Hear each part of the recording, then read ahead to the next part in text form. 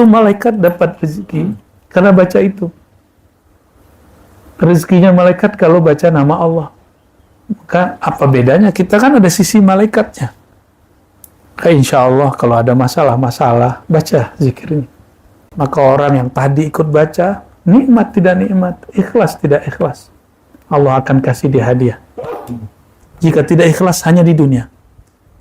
Jika dia zikir hanya untuk kesuksesan dunia, dikasih. Tapi jika dia tulus, maka di sini tumbuh, di sana tumbuh.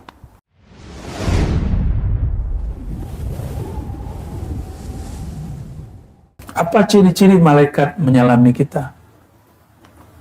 Kalau malaikat turun, malaikat itu membawa kelembutan. Malaikat turun itu membuat, jangankan malaikat, jin turun, jin datang, itu kita buru lama kita merinding. Bedanya, kalau jin turun, buru lama berdiri, rasa takut muncul. Tapi kalau malaikat turun, dia makhluk bercahaya, maka hati kita terasa adem. Nah, itu ciri-cirinya. Dan sering, setiap kali zikir, majelis itu, beliau-beliau malaikat mulia itu datang. Dalilnya apa? Nah, ini orang kan nanya dalil, mana dalilnya? Tenang aja ya, kita bangnya dalil, ini bangnya dalil semua ini. Ya. Mau dalil yang mana mereka punya ini. Dalilnya, inna lillahi malaikatan sayyarah. Ada juga tawafin. Inna lillahi malaikatan tawafin yaltamisuna majlis az-zikr. Allah mempunyai malaikat yang kerjanya tawaf keliling. Tapi tawafnya malaikat terbang. Malaikat itu bersayap. Uli ajnihatin masna wa sulasa wa ruba. Ya, ada yang dua kanan dua kiri, ada yang tiga kanan tiga kiri, empat kanan tiga kiri, itu apa? Sama, kiri kanan itu mereka sama. Mereka datang, yang dicari cuma satu, yaltamisun, mencari orang-orang yang berzikir. Karena malaikat itu mendapatkan hidangan di saat ada orang menyebut nama Allah. Ya, dalam akhir hadis Bukhari, itu Imam Bukhari menyebutkan subhanallah bihamdi kalimatani khafifatani, ya, dua kalimat yang ringan fil lisan, saqilatani fil mizan. Itu subhanallah bihamdi, subhanallahil, ini yang tadi kita baca itu subhanallah alhamdulillah, itu gampang kita coba aja, subhanallah bihamdi, subhanallah.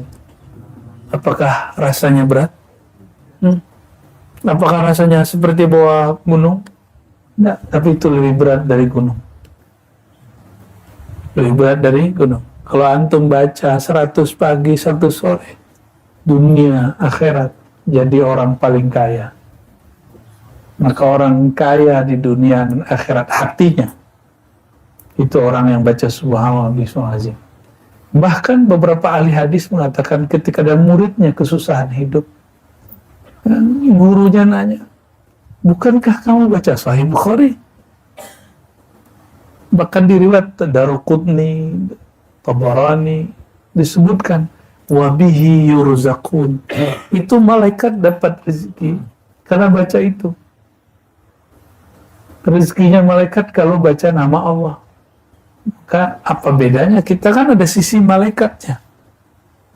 Insya Allah kalau ada masalah-masalah, baca zikir ini. Yang di wirud asas. Ada di panduan itikaf pagi sore, tapi tidak selalu diamalkan ya. Ya, diamalkanlah ya. Insya Allah itu tabungan. Yang tadi, yang selama ini kita zikir khafi, itu tabungan yang tidak terlihat. Nah, yang kalau zikir wirud asas dibaca, kita dapat tabungan yang zahir, aset yang zahir. Subhanallah bihamdi, subhanallahazim, gharsun fil jannah. Satu subhanallah bihamdi, subhanallahazim, satu pohon besar di surga. Satu pokok, kata orang Malaysia, Brunei ya. Benar, pokok. Kalau pohon memohon ya. satu pokok kita sebut pohon, satu pohon besar, dan pohon di surga kalau kita jalan di bawahnya 100 tahun baru selesai satu pohon jalan kaki. Satu subhanallah. Maka orang yang tadi ikut baca, nikmat tidak nikmat, ikhlas tidak ikhlas, Allah akan kasih dia hadiah. Jika tidak ikhlas hanya di dunia, jika dia zikir hanya untuk kesuksesan dunia dikasih, tapi jika dia tulus, maka di sini tumbuh, di sana tumbuh. Ya, di sini tumbuh, di sana tumbuh. Ya, kalau ada yang Allah bukakan mata batinnya akan lihat. Ya, siapa yang paling banyak pohonnya nanti. Kalau punya pohon, luasnya 100 tahun perjalanan, satu pohon berarti berapa hektar? Ya. Di Indonesia, kalau ada kita lewat di pelosok-pelosok, terus orang, oh itu kebunnya SBY, kebunnya Soeharto, kebunnya Prabowo, luas, sejauh mata memandang gitu nih. Wow. Ya. Kalau mereka nggak zikir di akhir, di dunia ini, nggak ke bawah itu. Bisa-bisa dihisap 20 tahun dia di sono. Ya. Walaupun dihisapnya mungkin selesai, tapi ya, kalau nggak dapat syafaat Rasulullah, kasihan. Kantung. Kalau punya apa usaha, sisipkan di situ nama Rasulullah sholawat supaya aman deh, ya, aman dunia akhirat. Sisipkan di situ keikhlasan, perjuangan. Ya, Sayyidina Sulaiman jika tidak diberi syafaat baginda Rasulullah, maka dia menunggu 2000 tahun. 2000 tahun. Ada yang berani nunggu 2000 tahun. Diberi syafaat Rasulullah, selesai langsung. Hatta Nabi Sulaiman butuh syafaat. Apalagi kita yang belum jelas ini, entah surga, entah neraka. Coba dihitung sholatnya, baru sadar kan sholatnya nggak khusyuk selama ini, ya, baru sadar kan? Setelah belajar zikir kolbu baru sadar, oh ternyata zikir kolbu begitu. Selama ini aku sholat kayak gimana?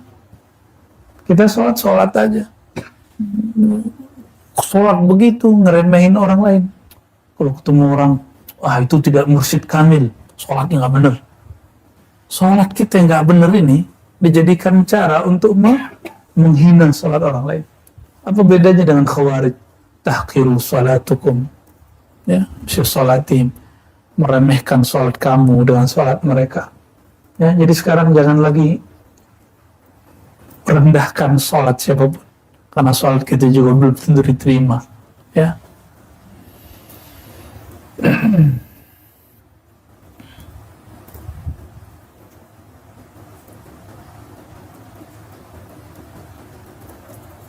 Nah, penutup sebelum masuk yang keempat, apa kata beliau? Amma ikhtiyar akabir Naqshbandiyatil aliyah fi safar wal iqamah fahuwa yusafira fil bidayah ila an yusila nafsahu ila sohbati mursyidin kamilin faba'da dhalik yakunu muqiman fi khidmatihi mulaziman li sohbatihi. Jadi orang-orang Naqsyabandiyah, para petinggi Naqsyabandiyah dari dulu, memilih safar atau mukim, jalan atau tidak, dengan apa? Standarnya, mencari guru. Ketemu guru, maka dia suhbah. Nah, ini yang tidak dipunyai kebanyakan murid. Murid itu maunya hanya talqin, hanya mau zikir bersama, hanya mau suluk, tidak mau suhbah. Dan yang kedua, khidmat. Padahal thariqat paling dicintai Allah dan Rasul adalah suhbah dan khidmat. Bersuhbah, membersamai guru, berjuang. Itu suhbah. Ya, suhbah apa artinya? Membersamai guru, berjuang. Apa perjuangan guru? Perjuangan guru cuma satu. Li ilahi kalimatillahi al-ulya. Meninggikan kalimat Allah yang luhur. Pertama, tinggikan dulu di dalam hati nama Allah itu. Baru kita mampu meninggikannya di depan orang. Maka cobain para asatidz kalau ada antum yang suka ceramah, sebelum ceramah zikir dulu, sebelum presentasi zikir dulu, maka kata-kata kita akan didengar oleh Allah, didengar Rasulullah, apalagi makhluk kecil itu depan, ya Allah pun dengar. Jadi kenapa kata-kata kita nggak kuat? Karena tidak ada pemberatnya di dalam, tidak ada energinya. Ya, inna sanulqi alaika qaulan tsaqila, kami sungguh akan berikan kepada kamu qaulan tsaqila, kata-kata yang berat, dan itu hanya qaul yang berisikan kalimatullahi hiyal ulia, yang di kolbunya sudah tergores, terukir nama Allah Subhanahu wa ta'ala. Ya. Kenapa ceramah nggak perlu pakai suara aneh-aneh? Perlu pakai suara perut, diafragma perut. Nggak perlu, biasa aja. Ya, pakai suara biasa, orang asli antum saja. Nanti Allah yang isi. Allah yang isi. Dari dulu kita punya masyaikh biasa-biasa aja. Ceramah nih biasa-biasa aja. Nggak perlu pakai intonasi yang aneh-aneh. Dia datar tapi bergetar di kolbu. Ya, semoga Allah mempertemukan kita dengan mursyid yang seperti itu, sehingga bersohbat dengannya dan berkhidmat. Khidmat apa saja, bukan khidmat sebatas khidmat kita bantu dia secara materi, tapi kita bersamai secara spiritual. Ya, kalau bantu pakai materi semua orang bisa, tapi bantu secara spirit, bersamai dia. Dipanggilnya datang, diundang dia, labbaik ya syekh, ya. Jangan kebanyakan murid enggak, ya. Kok takut diberikan tugas? Banyak murid melarikan diri kalau diberikan tugas. Kalau melarikan diri dari berikan ijazah boleh. Itu guru saya itu bertahun-tahun nggak mau terima ijazah, nggak mau terima mandat, kan dia merasa dia tidak alim. Yang ada teman kita rebutan mau dapat ijazah, ya. Ijazah tertulis, aku ijazahkan kau menjadi mursyid, semuanya. Apalagi kalau sudah alim, ya, pengennya kalau suluk langsung dapat ijazah, memang gampang. Ya. Kalau menirukan talqin bisa, menirukan talqin tonton aja di YouTube tuh. Tapi kalau menirukan energi, hanya Allah yang beri, ya, nggak bisa sama, ya, nggak bisa sama. Bahannya sama, kokinya beda, rasanya beda nggak? Ya, beda.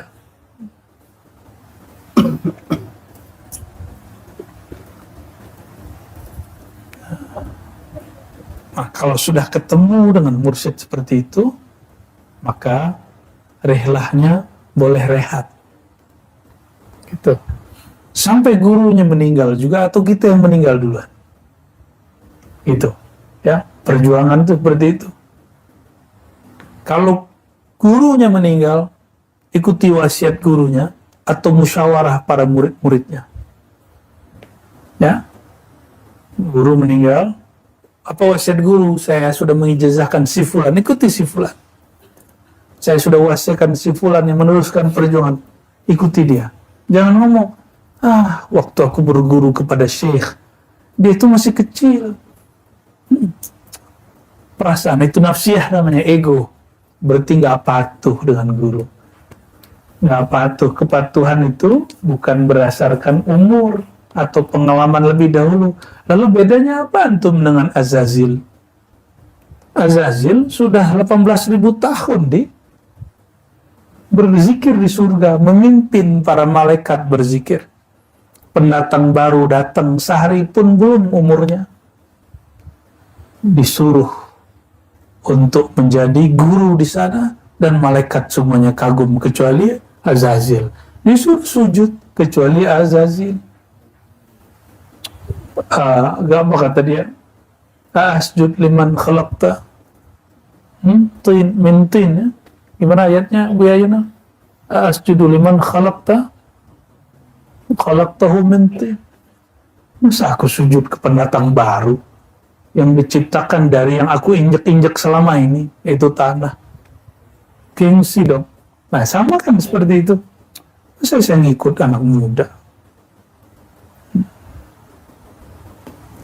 Dan ingat, thariqah tidak turun kepada anak, kecuali anak itu juga anak ruhani gurunya. Jadi thariqah ini nggak turun kepada anak jasmani, kecuali dia juga murid gurunya. Ya, semoga anak-anak kita juga mewarisi hal yang sama. Amin ya rabbal alamin. Al-Fatihah. Bismillah.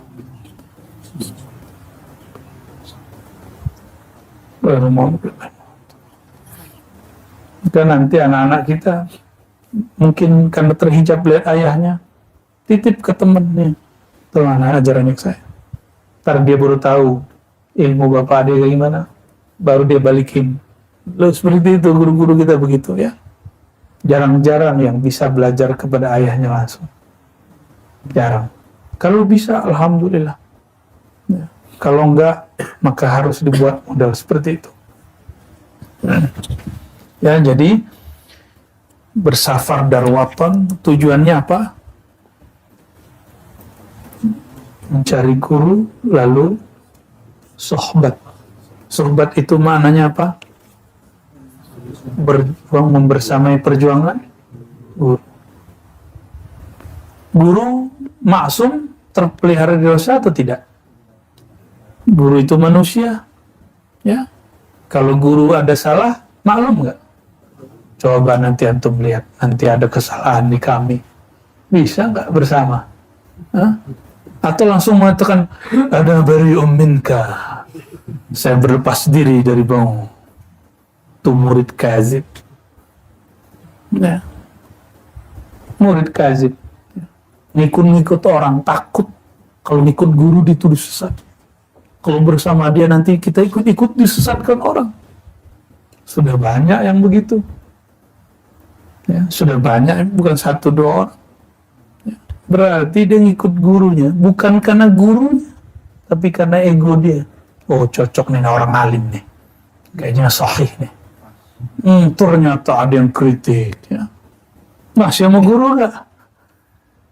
Ternyata dalam pikirannya guru ini nggak boleh salah. Loh, dia sudah sama dengan Syiah Rafidah. Syiah Rafidah meyakini imam itu maksum. Dalam Ahlus Sunnah, dalam Thariqah Sufi, guru tidak maksum. Guru tidak terpelihara dari dosa.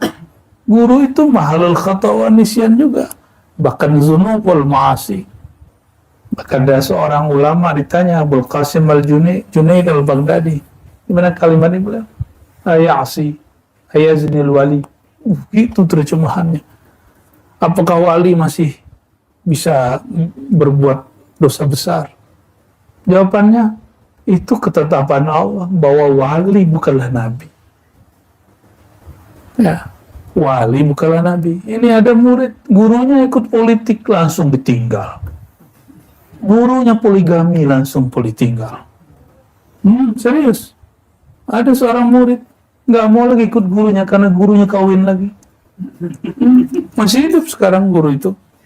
Muridnya juga masih hidup, saya kenal orangnya. Bukan di sini, ya di Solo. Gurunya berpolitik. Oh, ini bukan mursyid kamil. Oh, berarti dia tahu mursyid kamil kayak gimana. Terus ngapain dia berguru? Buat thariqat sendiri aja. Kalau cuma karena guru berpolitik, guru zuat lagi, nikah lagi, terus antum nggak ikut. Kira-kira kalau antum ketemu Rasulullah gimana? Rasulullah ketemu Aisyah nikah, ketemu Hafsah nikah, ketemu dengan Ummu Salamah janda, baru nggak lama langsung nikah setelah selesai iddahnya. Nikah lagi. Antum bakal bilang apa kepada Rasulullah nanti? Oh, itu kan Rasulullah. Sama apa? Ana basyarum mislukum, kata beliau. Aku manusia seperti kamu, persis sama. Nah, jadi pilah-pilah di situ. Pilah-pilah di situ. Ya. Bisa mampu memilah itu baru disebut murid shadiq. Jadi jangan ditanya, guru saya sempurna atau tidak. Tanyalah, saya serius gak berguru. Itu disebut murid shadiq. Jangan ditanya, gurunya usul gak?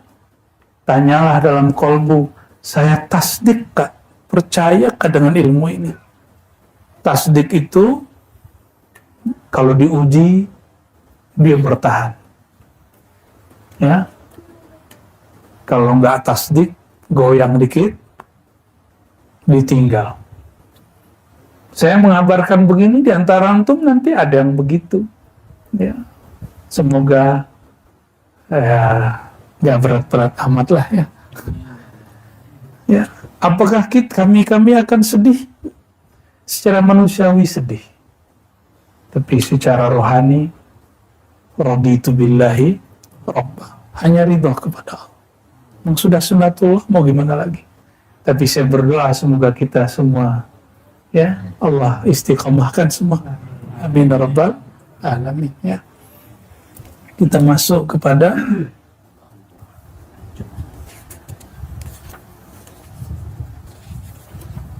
yang berapa lagi nih Bu ya?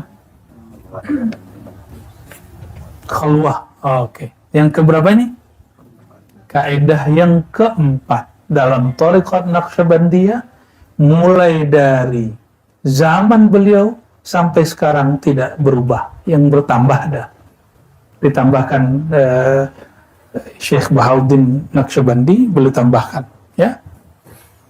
Nah, khalwat dar anjuman, bukan khalwah ya. Orang Persia tidak bisa baca di dalam pelafalannya, walaupun di hari-hari bisa. Khalwat dar anjuman. Kalau bahasa Arabnya khalwah fil jalwah, berkhalwat dalam keramaian.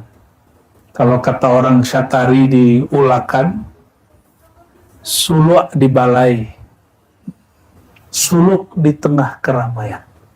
Jadi dulu orang-orang Naqsyabandi yang bersuluk ini berdebatlah dengan orang Syatari. Kata orang Syatari ini ini oknum ya, bukan tarekatnya, tapi oknumnya. Apa kata orang Syatari ini? Apa-apa nih kalian? Norak, masa suluk 40 hari disuruh lagi, nggak makan vegetarian lagi, nggak keren. Yang keren itu suluk di balai, suluk di pasar, suluk lagi kerja, gitu. Ya ternyata ini anak nggak ngerti bahwa di Naqsyabandi juga ada program namanya khalwat dar anjuman atau al-khalwah fil jalwah, bersuluk di tengah keramaian. Nah, politisi yang bersuluk, politisi yang jujur di tengah keramaian hiruk pikuk politik, pengusaha yang berkhalwat dar anjuman, pengusaha yang dia tetap berbagi di tengah-tengah kekayaan dan usahanya, dia tetap jujur.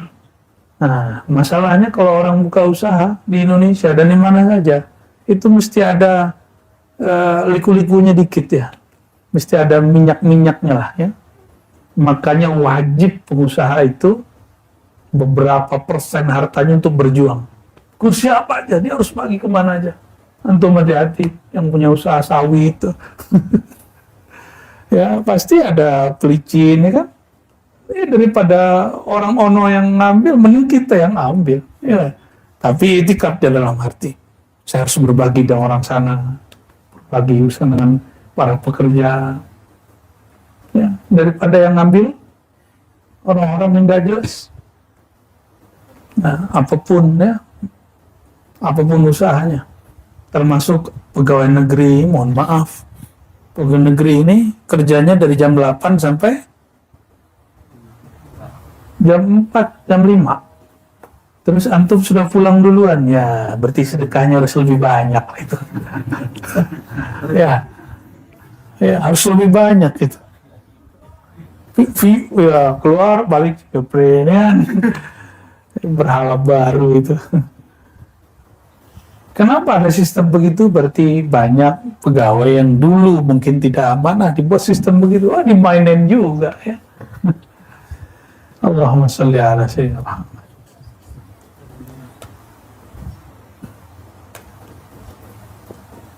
Yang paling enak tuh jadi ustadz ya.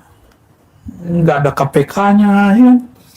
Nggak ada kantor pajaknya. Tapi bahaya. Karena langsung KPK-nya Allah.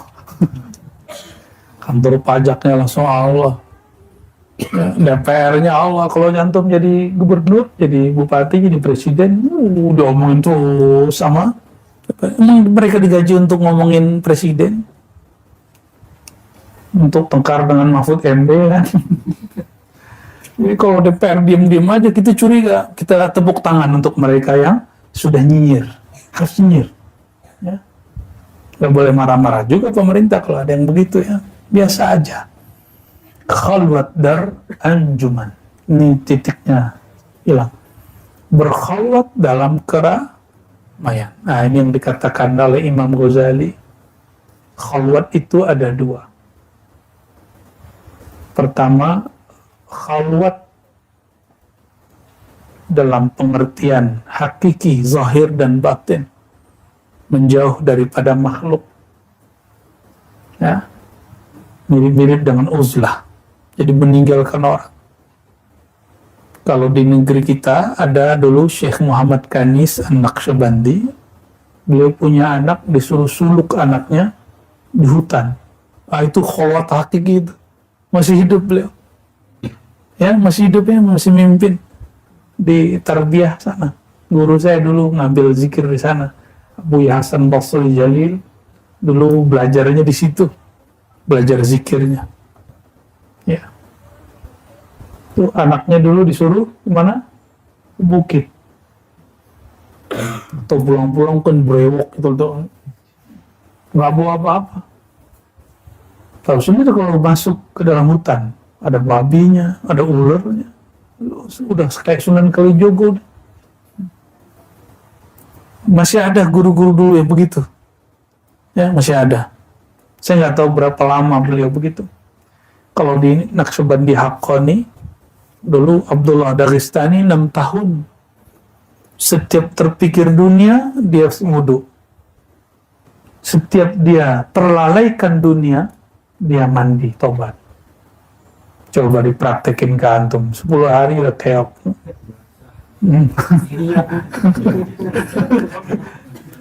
Ya, ini kenapa kita di sini setiap hari mesti mandi taubat, mengamalkan itu. Setiap kali mandi niat mandi taubat. Nah, ini dibawa nanti sampai pulang. Pulang pun setiap mandi taubat. Nggak ada orang mandi taubat telanjang. Mandi taubat ya pakai kain basahan. Mesti pakai basah. Walaupun boleh secara fikih mandi tidak berpakaian dalam ruangan tertutup. Secara fikih mah boleh, tapi secara adat ya lain cerita. Kecuali antum pengantin baru tuh lain cerita tuh ya. Nggak seru katanya.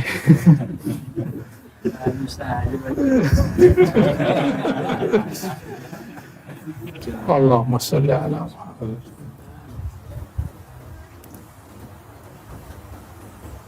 Su'il al-Khaja Bahauddin Shah Naqsyaband Quddisa sirru bi'anna bina tariqikum ala ayyi syai'. Dengan apa? Jadi ada orang nanya kepada Imam Bahauddin Shah Naqsyabandi, Imam Ahlus Sunnah di zamannya, thariqah kamu ini itu dibangun dengan kaidah apa? Apa jawaban beliau? Khalwah dar anjuman. Berkhalwat dalam keramaian. Nah, ini yang dikatakan Imam Ghazali. Khalwat pertama, berkhalwat dalam kesunyian. Yang kedua, hati bersama makhluk. Apa? Badan bersama makhluk, hati bersama Allah. Ini namanya khalwat batin. Jadi khalwat zahir batin, yang kedua khalwat batin. Kepikiran dunia enggak? Ya, dari kemarin kepikiran rumah nggak? Kepikiran. Tapi diikuti nggak perasaannya? Ada yang sudah kangen, ya. Ada yang belum kirim foto. Allahumma sholli ala antum nggak bisa. Coba bayangkan zaman-zaman kami suluk zaman dulu kan, nggak ada handphone, 40 hari.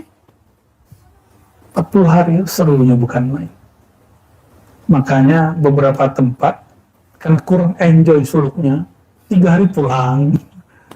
Ya. Berat-berat katanya. Apa yang berat? Biasa aja kali. Yang berat tuh pikiran dia.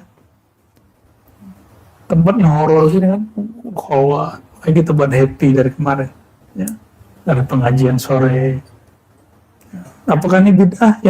Yang dibicarakan kan silsilah. Membacakan silsilah itu caranya 2. Pertama, membacakan silsilah dalam tawajuh. Satu-satu dibaca. Apa efeknya baca silsilah kalau nggak mengerti silsilahnya siapa?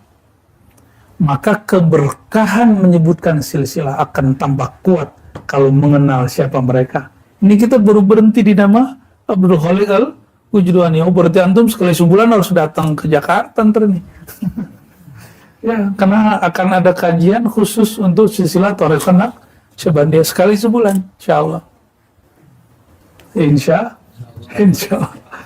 Udah mikir ongkosnya piye. Ya kalau nggak bisa live lah, ribet amat dunia ini ya.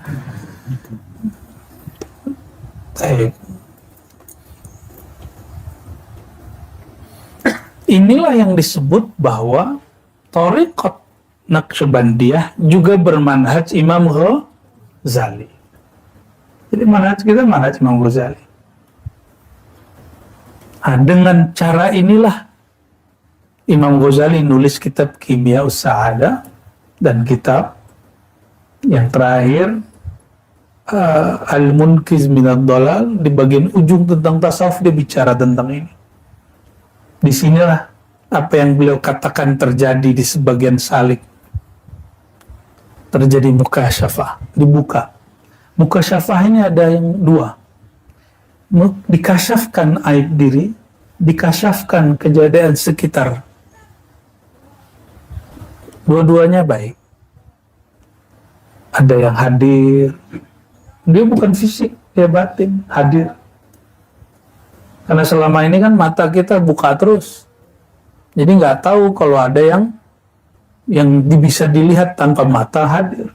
Sekarang antum latihan merem terus kan? Cuma ada yang curi-curi lagi tahu. Bolehlah. Kayak sahabat Nabi dulu kan begitu ya. Sahabat Nabi kata Abu Mas'ud, Ibnu Umar. Nabi dulu kalau sholat kami perhatiin jenggotnya gerak-gerak. Oh berarti lagi baca ayat. Ya lucu-lucu sahabat itu ya. Jadi sahabat tuh enjoy bersama Rasulullah SAW. Maka berguru dengan ke-enjoyan itu. Walaupun gurunya serius gitu ya. Nah inilah yang disebut di dalam Al-Quran surat An-Nur. Nah ini wiridkan setiap malam, baca surat An-Nur ayat 35, 36, 37. Allahu nurus samawati wal ard sampai ayat yang ketiga.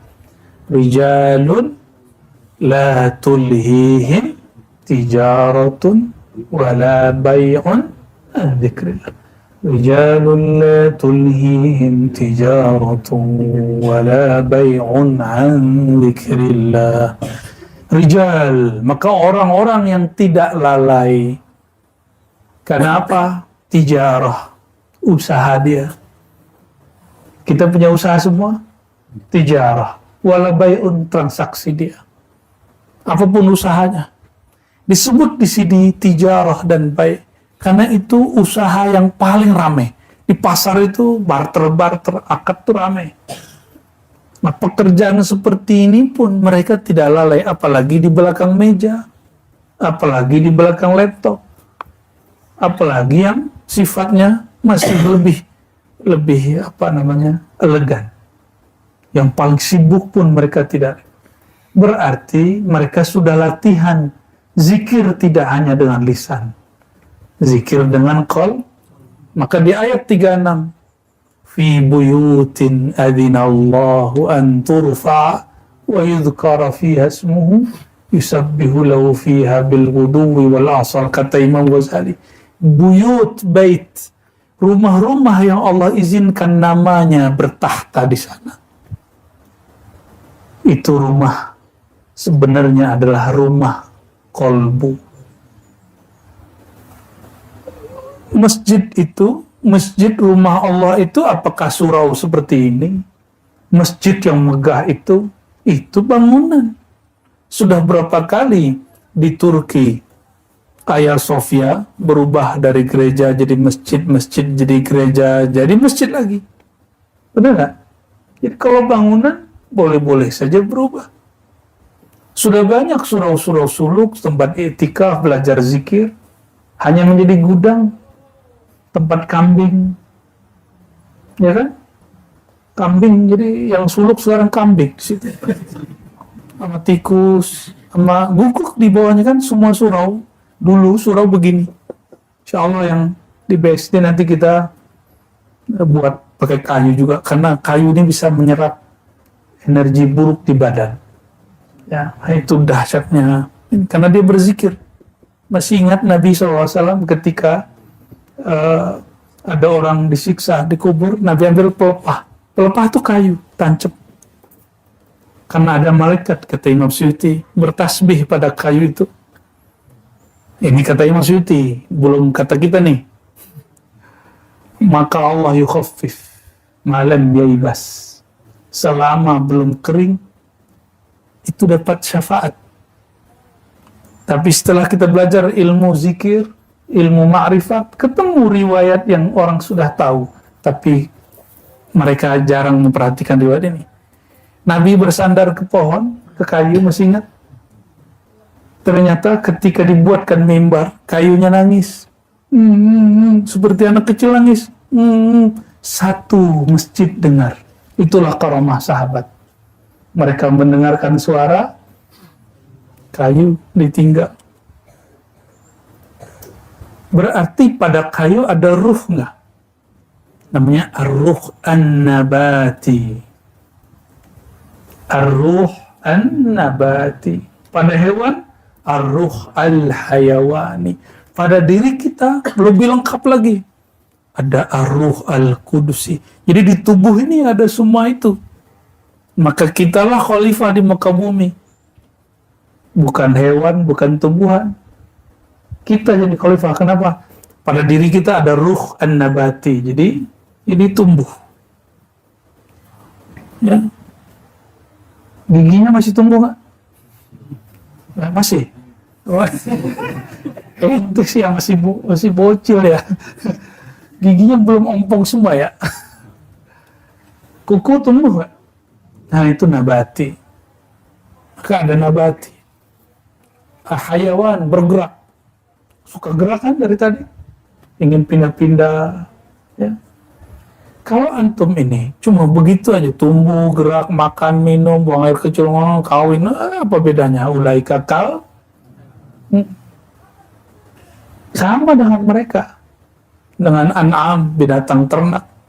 Kita harus beda karena di dalam ini ada ruh yang lain. Nafakhtu fihi min ruhi. Ini yang tidak ada di hewan. Aku hembuskan kepadanya dari ruhi, rohku. Itu yang disebut ruhullah Ahmad. Maka diri kita, ruh kita ini, dia adalah pecahan, bukan pecahan juga, pancaran dari ruh Ahmad itu. Bukan dari zat Allah. Karena zat Allah tidak pernah bercerai. Ya. Para bocil-bocil. Biarin aja ya, biar jadi kenangan indah bagi mereka nanti. Nah ini ayat surat An-Nur, surat 35, surat 24 ya. Surat 24 ayat 35, 36, 37. Itu sangat baik untuk menerbitkan cahaya dalam kalbu. Saya suka baca ayat itu kalau qiyamul lail malam hari, ya. Senang baca ayat itu.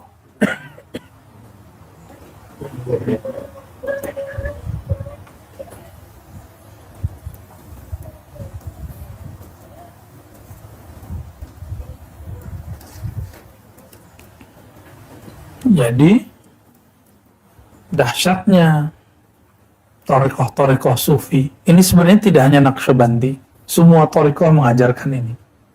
Namun ketika orang tadi yang oknum Naqsyabandi dan Syatari ini mereka berdebat, berarti mereka baru mengerti tarekat secara zahir, belum tahu bahwa dua tarekat ini sumbernya sama, nanti sanadnya ke atas sama, ya.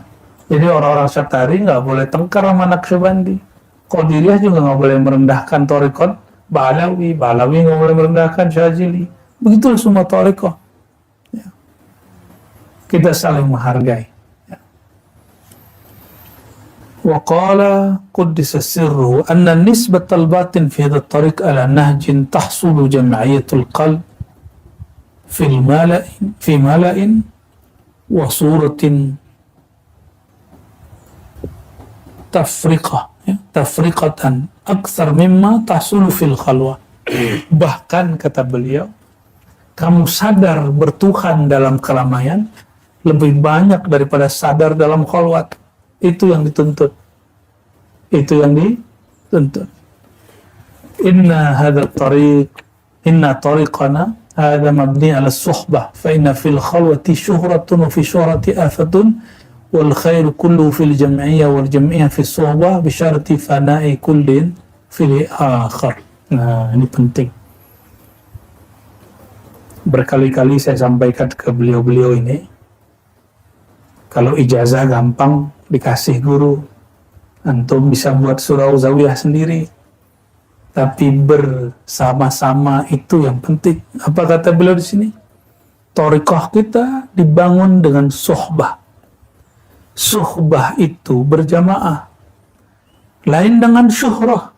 Thariqat kita bukan viral-viralan, bukan viewer-vieweran. Kalau orang masyhur, dia masyhur sendiri. Enggak. Wa fi syuhrah afatun. Dalam popularitas lebih tepatnya, afatun, ada masalah. Wal khair kulluhu fi jam'iyyah.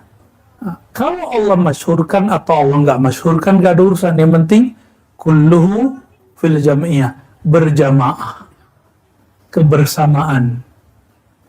Banyak orang soleh sendiri-sendiri.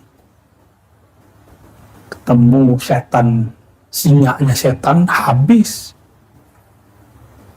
Banyak orang-orang soleh, habis. Kita nggak soleh, nggak apa-apa, tapi berjamaah dengan orang soleh. Ketika terjadi, ya, kegoncangan, baik goncang iman, musibah lahir batin, dan musibah akhir zaman, paling berat fitnah akhir zaman.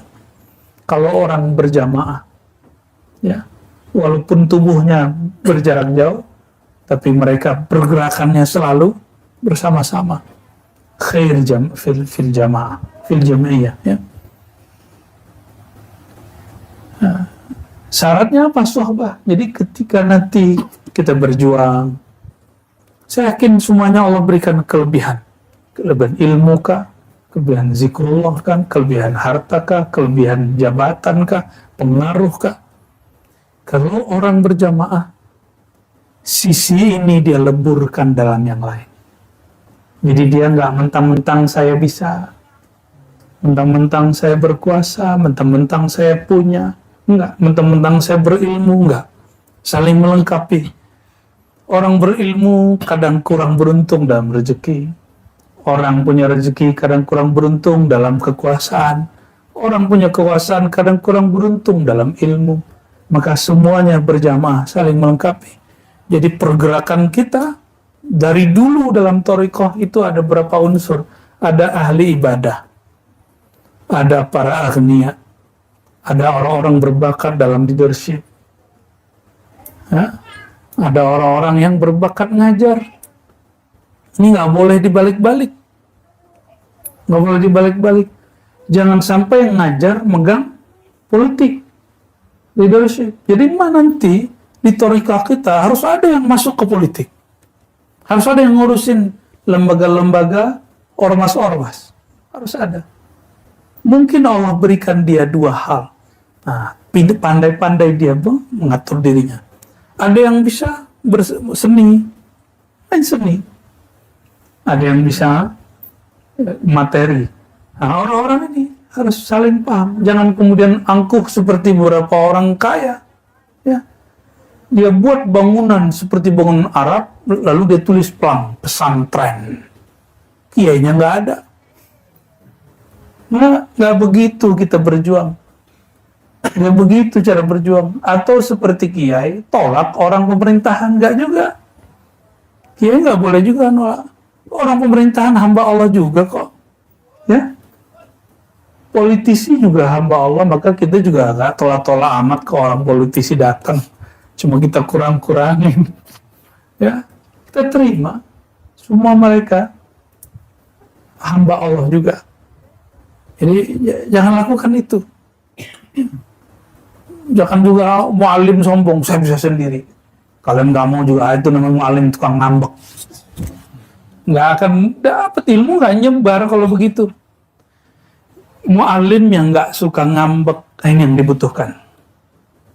Politisi yang tidak mempolitisasi gurunya dan teman-temannya, majelisnya. Orang kayanya nggak sok-sok kaya. Orang abidin yang mereka tahu ana faqirun mutajarrid, maka saya fokus untuk ibadah. Tahu diri aja. Di thariqah begitu dari dulu. Kitab ini mengajarkan itu. Ya. Nah, insya Allah pergerakan ini akan kita mulai ya, susun. Ini yang udah jalan baru mu'alimnya. Kan ribat sudah jalan mu'alimnya ya. Ya, sudah jalannya udah banyak nih mu'alim semua. Ini mereka kalau mau sendiri mah jalan-jalan sendiri. Jadwal ceramahnya lebih banyak tiap malam. Alhamdulillah.